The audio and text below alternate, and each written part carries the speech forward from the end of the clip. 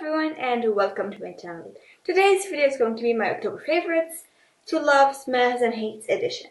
I have 6 products in front of me, 2 of which I absolutely adored, 2 of which I was like, meh, okay, fine, whatever, and then 2 of which were like, I don't like them at all. So, without any further ado, let's get started by talking about some of my absolute favorites for the month. The first one should come as no surprise because I filmed a first impressions on it and I showed you how enthusiastic I was about it. And it's the Kat Von D Shade and Light Eyes Contour Palette, which comes with 12 matte shades, as you can probably tell, warms, cools and neutrals.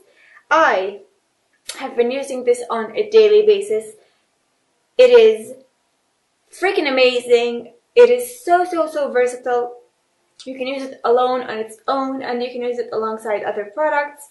Today I have it with a little bit of Guerlain Tehran dot on the outer corners and inner corners. It is seriously one of the best purchases of the year. I worship it. I am so happy with it. So that is the first product. The second product is also a Kat Von D purchase, and also if you've seen my first impressions, then you know that it's the Kat Von D Everlasting Liquid Lipstick.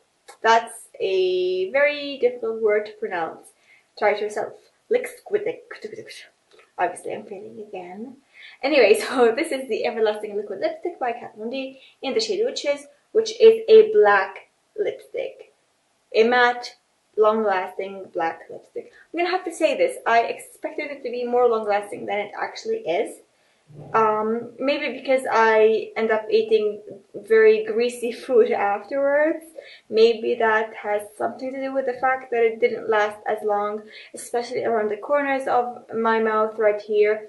It doesn't give me like this halo effect where like the shade has actually faded from within but stayed on the outside perimeters of my face.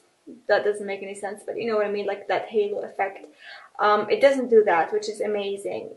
But here, I don't know why, it just seems to fade a little bit, which is a little disappointing, but still it's so amazing, extremely comfortable. I heard some people saying that the Kat Von D Everlasting Liquid Lipsticks were a little bit drying. I have to say that I haven't experienced anything drying about them. I actually think that they're pretty good for what they are, which is a liquid matte, dark, everlasting, long-lasting liquid lipstick.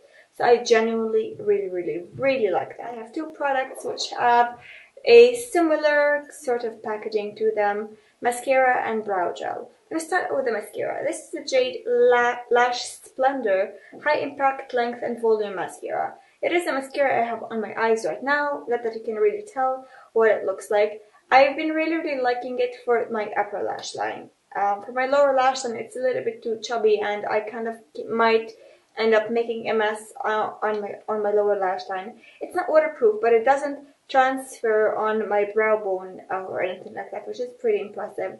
I don't love it for my lower lash line, which is one of the reasons why it's not a complete and total love. And I also find the formula to be a little bit too wet, that it can actually, smudge before it dries down on the brow bone or any other place that my lashes might touch, while the mascara hasn't completely dried on them.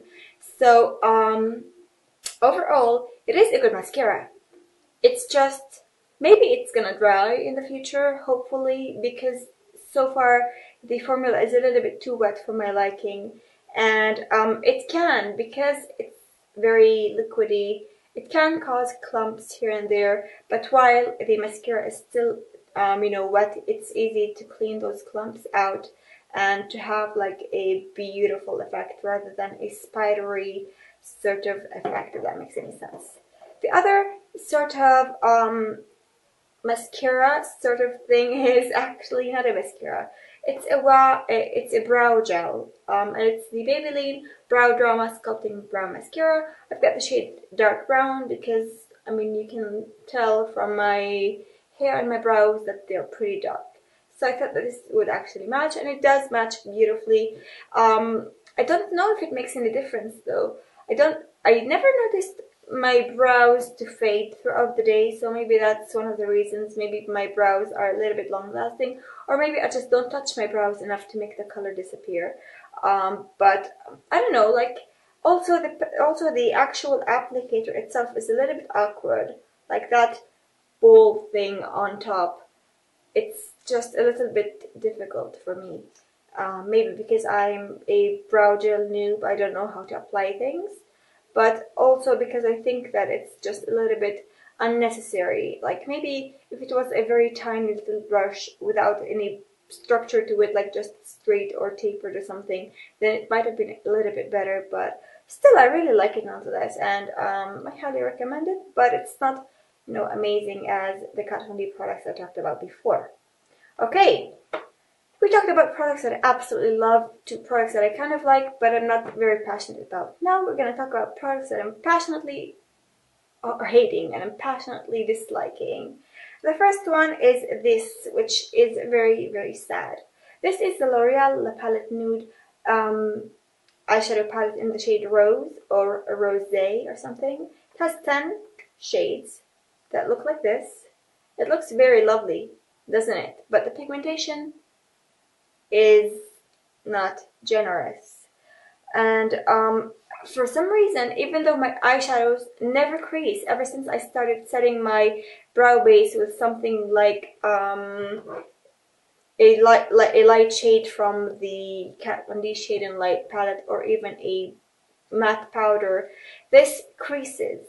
Even if I set my eyes with something, it does crease. It's not very long lasting at all.